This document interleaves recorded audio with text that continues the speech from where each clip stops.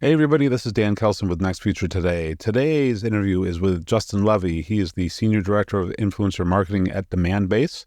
We've known each other for at least 10 years, probably 15 years from the early days of Twitter, and especially in the greater Boston area. There was a handful of us who were extremely active on Twitter and made a lot of use out of Twitter in the early days of social media marketing, as we might call it now, and when Twitter was actually a functional platform. It's seen better days recently. He is incredibly experienced in marketing in general, specifically B2B, and influencer marketing very specifically that's his remit, that's his realm, that's what he's been focused on for the last 10 years or so, regardless of what it's been called. We'll talk about that. So I wanted to touch base with him because it's a thing that whether you're on the marketing side and you're looking to hire influencers or you want to be an influencer, which I would say most people, you should spend some time trying to become an influencer because being known will do great things for you. You don't have to go full-time. You don't have to go huge, but getting yourself out there and getting known for things so that people can find you, hugely beneficial. We don't talk about that a ton in the interview, but I can tell you from personal experience that it is incredibly powerful, even when I wasn't really focusing on trying to be an influencer necessarily. Having evidence out there that you exist, that you can write, that you can do videos, you can do whatever it is that you prefer to do, and that gets on people's radar, extremely useful. Things that I talked to Justin specifically about, how do you think about using influencers as part of your marketing strategy? Hint, if you're not doing it already, you need to get going. You can make that happen because it's a huge piece of the playbook from a marketing perspective. And then on the influencer side, how do you become a better influencer? What are companies even looking for, and how can you anticipate that and make it easy to work with and be seen as a partner in a relationship that's more than just a single transaction? So we talk about a lot. There's more that we're going to talk about in future episodes, but for now, if you're interested in B2B influence, any side of the coin, maybe it's the sphere, then you're going to want to listen to this. Let's go.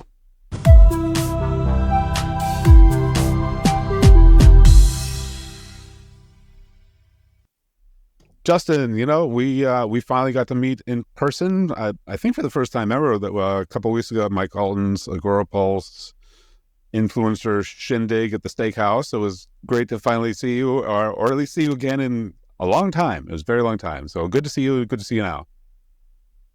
Good to see you too. Yeah, it was a long time, probably because we had moved from the Connecticut, Boston area for about 10 years and made our way back. So it gave me more time and more availability to kind of be back in the kind of Boston area of folks like us. Yeah. I don't know if you remember, but one of the last times we talked, I interviewed you for my 2014 book, The Gen Z Effect. So you've been in marketing for a long time. I don't remember what your role was. That was Citrix, I think you were at the time, right? Like 10 years ago-ish? Yes, probably when you interviewed me, I was at Citrix at that time. I've been involved in social media for going on 17 or 18 years, since 2005, 2006, when it really wasn't anything then we were trying to figure out what it was. There was this Boston group of people that were working together and meeting and going to these small meetups. And it was a time back then, HubSpot had just come about. Oh my God. I went to their first 100 customer party. It was that small at that time. So these days, I mean, this social media marketing period, which can be just, getting known within your community if you're a company using social media as part of your marketing plan. But B2B influencer marketing specifically is relatively new. It's opened up because of this ability to grow networks and have a following and things like that.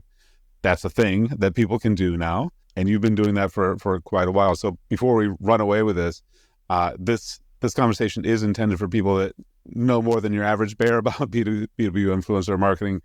But just in case people are sort of just entering this, how would you define what is B2B influencer marketing, and what's the point of, from your perspective as a business? Sure. And I think if you take a step back, it's actually kind of interesting because all the studies that come out and anything you read online right now, whether it's LinkedIn or blog posts or listen to podcasts, there's this viewpoint that B2B influencer marketing is new.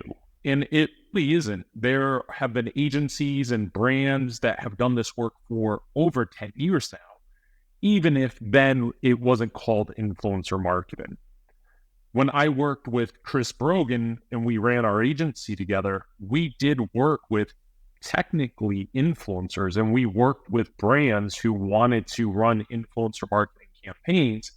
It just wasn't called that then.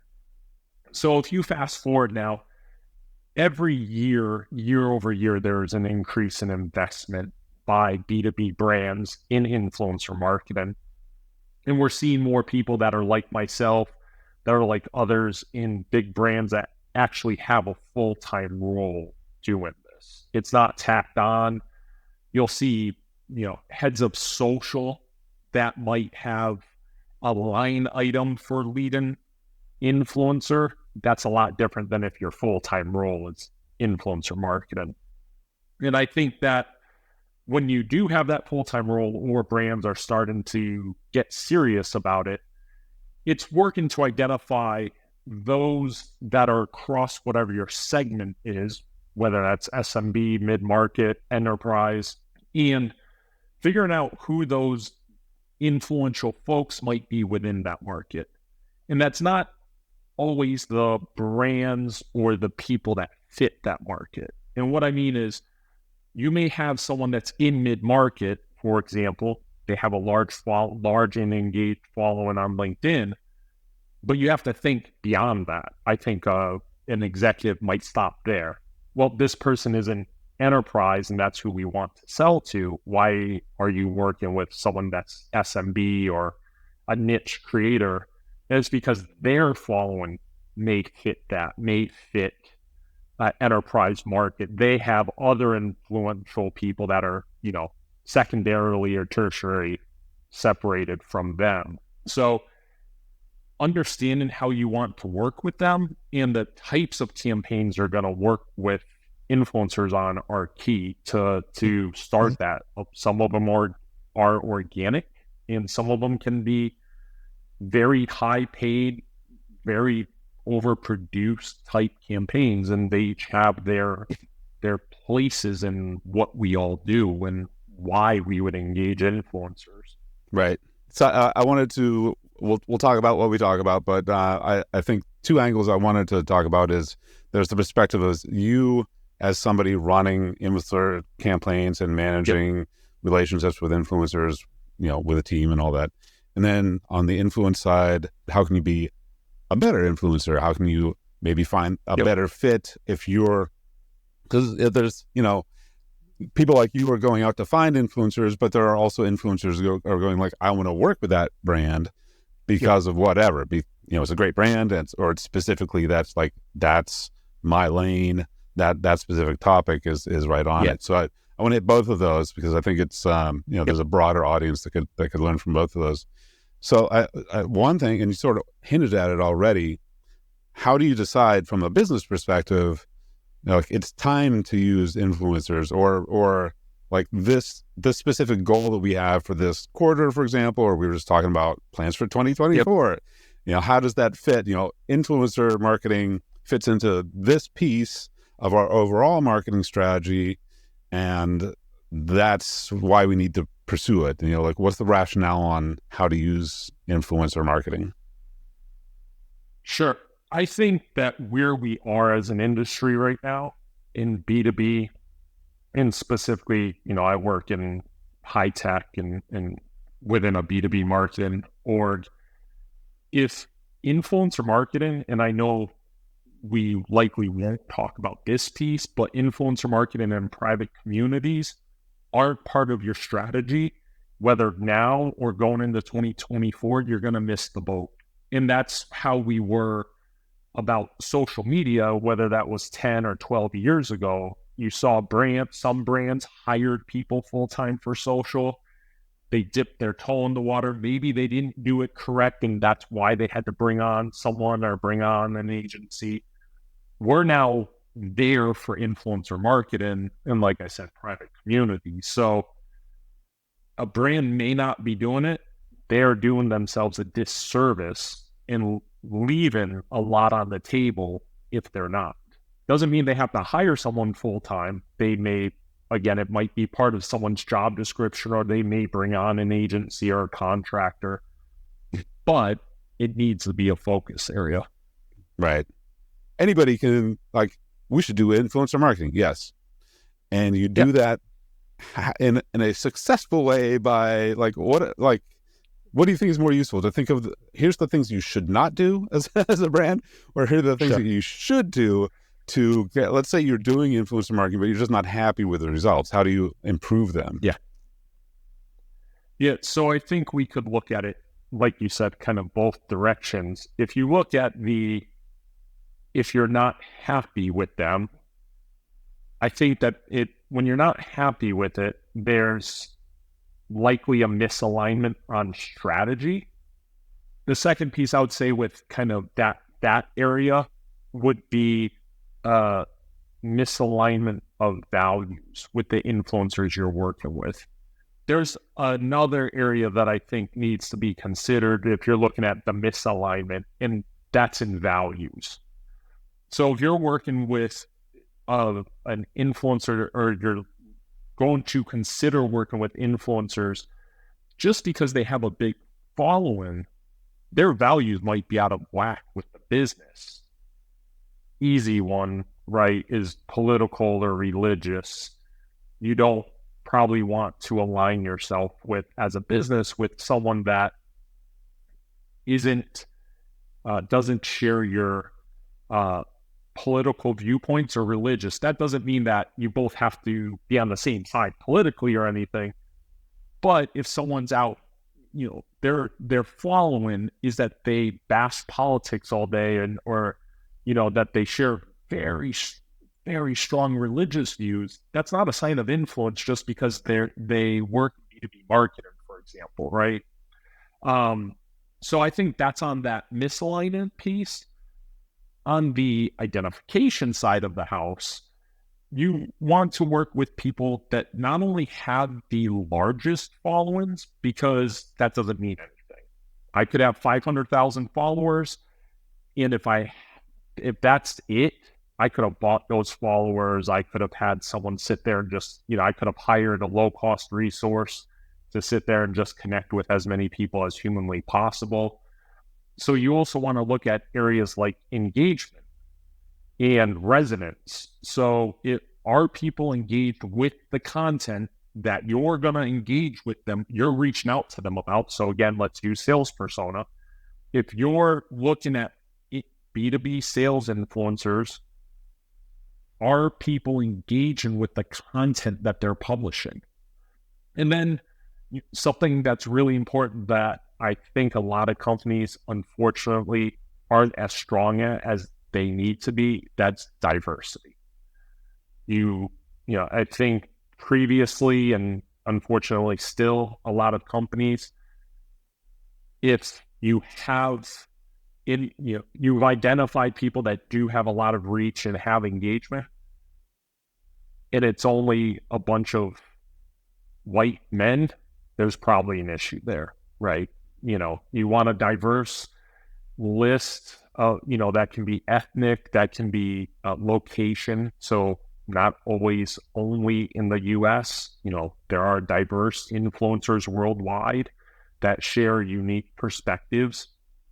So I think that those are usually some of the keys that we look for, areas of misalignment, but also, identification of influencers that we may want to build relationships with. Gotcha. And so engagement is always tricky, because what is that? Like, how do you actually quantify that? So you could have a huge audience. Is it based on a percentage? Is it, number of likes? Yeah. Is it, I like resonance, but how do you measure it's a little tricky. And I think that's where influencer marketing or word of mouth marketing more broadly potentially gets a bad rap, because it can sound like vapor, in some ways. You're like, oh, because it has engagement. Look. Yeah. I think that there's two ways to measure it. One is, both are straightforward, but no matter what, looking at engagement rate, right? What is that percentage of engagement? You might have 100 followers, but you're getting 500 passive and active engagements on everything that you do, right? Again, you might have 500,000 followers and getting 1 or 2 likes. What's that engagement rate?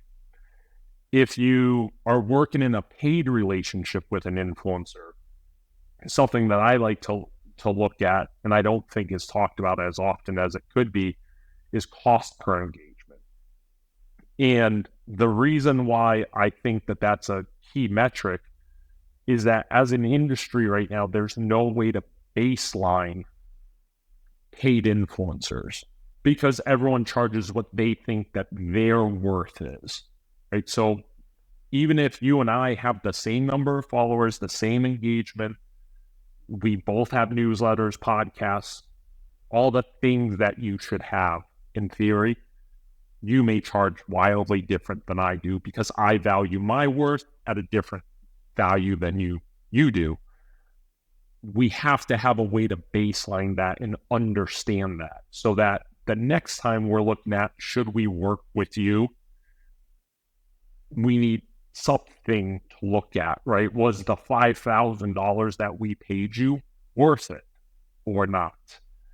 And that helps to give you some level of decision making. I'm not saying absolute decision making, right? There will always be that part of intuition and was it common sense, and there will be a lot that plays into that. But from a metrics perspective, we should understand what was that cost that we paid and what did that get us back in engagement. There'll be the demand gen and everything just depend what the program was about, but across the board, if it's paid, I'm always measure cost per engagement. Okay. So for the last 20 years, let's say, just to round it up, so social media has been a thing, didn't really exist before. It was new territory. It's a new way for people to get influence beyond writing books and giving keynotes and sort of a traditional thing that tech would have done. Now you have like an infinite variety of ways that you can produce content, whether it's on behalf of somebody that's paying you to do it as an influencer or because it's your work that you're doing as an influencer to get known and spread the word that you exist and that you know what you're talking about, you get engagement, all that kind of stuff. So from the influencer side, so you do work to get known because you're not, like, nobody comes out and dubs you an influencer necessarily unless they discover you, right? And then say, hey, you should be an influencer because you happen to be one. You're just not billing yourself as one.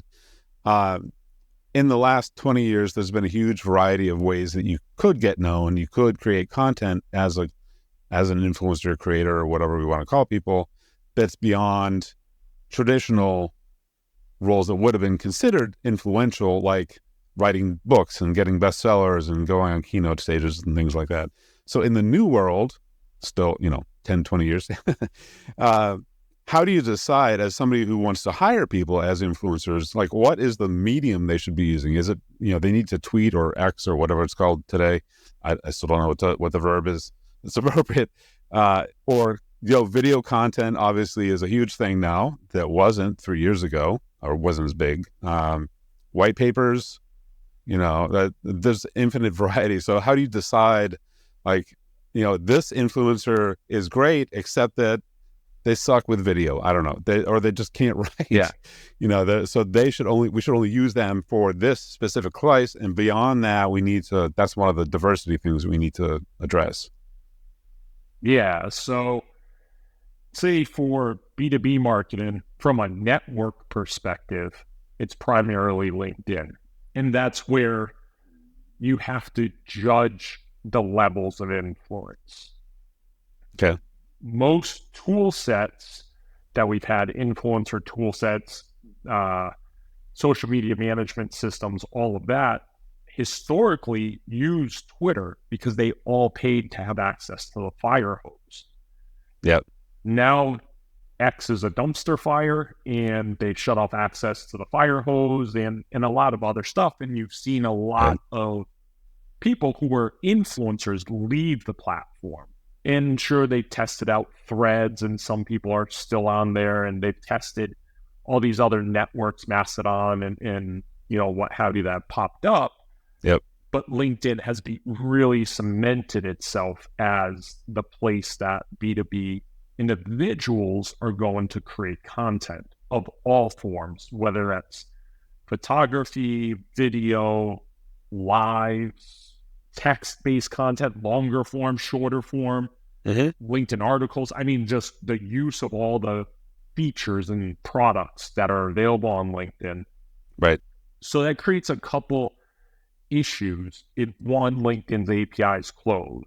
So there's a lot of manual work. Either you're paying someone to do that, or you have a team in-house that does that.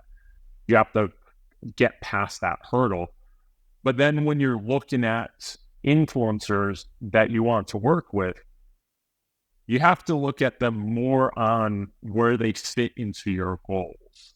So do you want to work with someone that's broader, more at that macro level? So are they a broad B2B marketing influencer, and they have engagement at that level, 3, 4, 500,000 followers, like we're talking about? Or are they more niche or nano? So are they at that 1 to 10,000 followers or so, maybe a little more? And they're very niche in the topic that they're talking about. So maybe it's field marketing, or ABM, or it's email marketing, what have you. And then you do want to engage with influencers that create different forms of content. The important decision in there, or thing to consider, where I think some brands get it wrong, is that they want to force the influencer to create content that's not in the format that they're used to.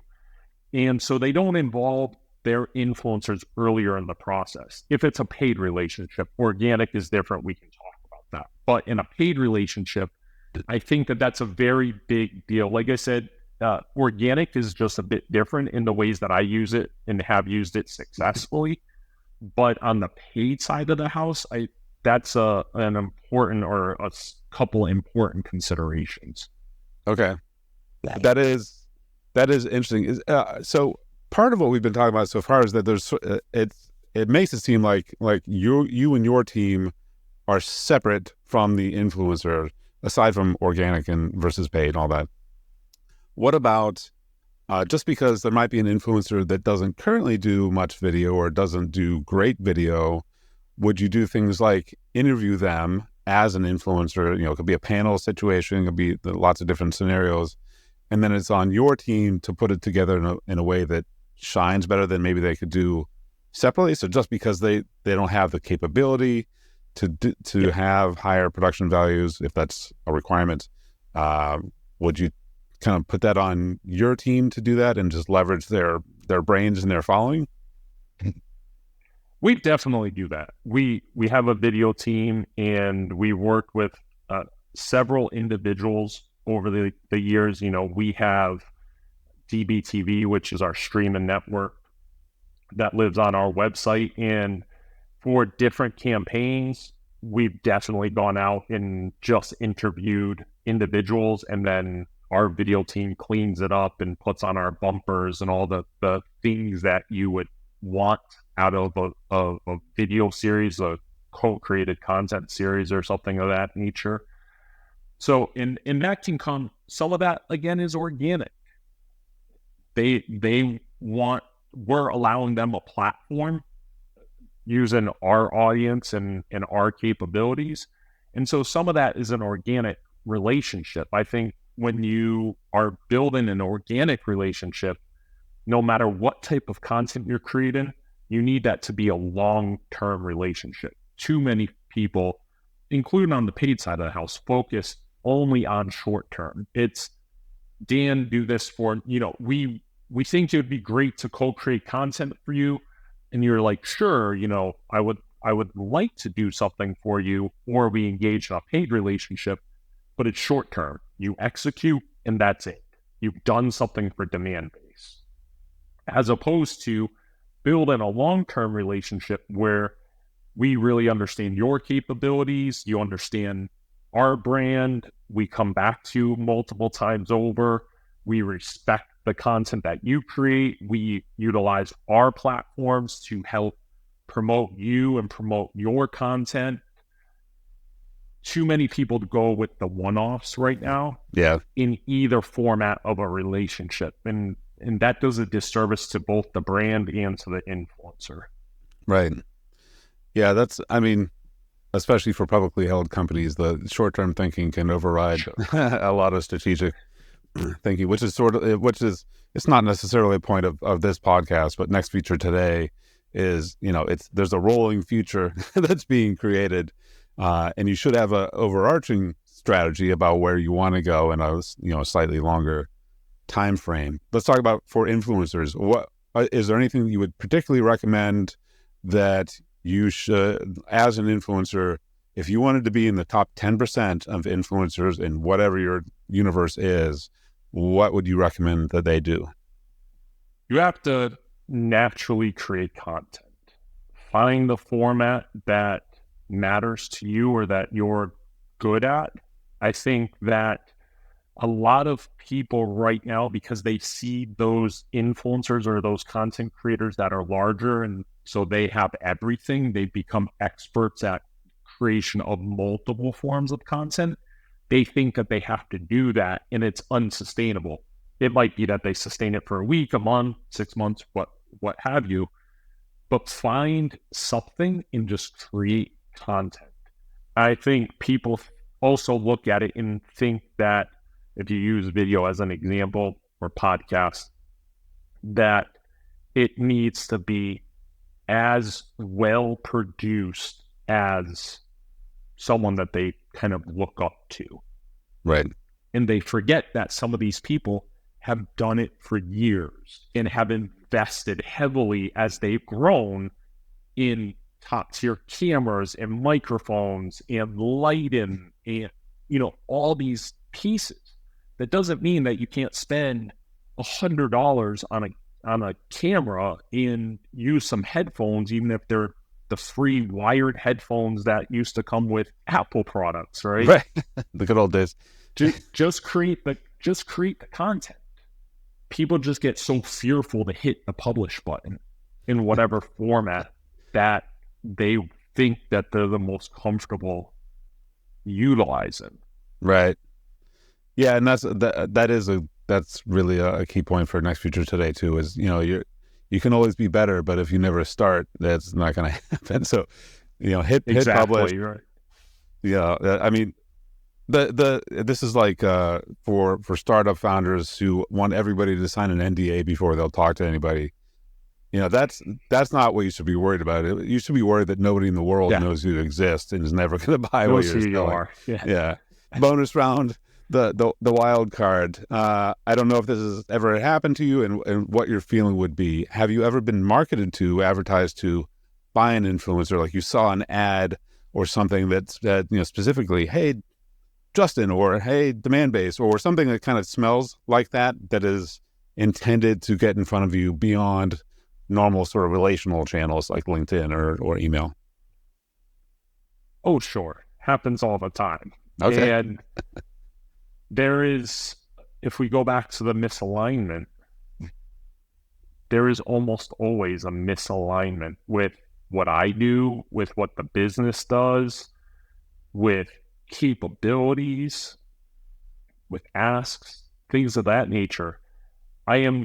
I contribute content all the time. There is a severe misalignment of the experience of everything. So you see that there's the pitch slapping that happens. There's the people that just want to get anyone on their radar. And there is something that we could go into a lot of detail on is the use of organic influencer marketing, with the building of lists and the publishing of lists. And it's something that I talk very frequently about. There is the difference between publishing a list that just has the top 50 people with followers, the highest follower accounts, because they hope that someone like a Gary Vaynerchuk's going to retweet it or share it on LinkedIn or record a video about it. And their brand probably isn't aligned with what Gary does. Gary probably doesn't know who they are. And along with the 5,000 other asks, he gets tagged in a day or what have you. Yeah. It's not going to show up on his radar, as opposed to creating a list and building relationships with someone that fits your persona. Yeah. And doing the correct outreach to them, and then being able to go back to that relationship and work with them on multiple occasions. Gotcha. Okay. So what's the best way for people to get a hold of you if you want to get a hold of somebody? The best way is LinkedIn. So Justin Levy on LinkedIn, that's by far the easiest. I am on Instagram, more personal type photos and videos and what have you on there, but for work-related content, definitely LinkedIn. Awesome. All right, man. Well, it's good to catch up. I definitely want to circle back around. We can talk about organic and community, but in the meantime, thank you so much. Great to catch up, and enjoy the rest of your day, whatever it brings to you. Thank you. You as well. All right. Thanks, Justin.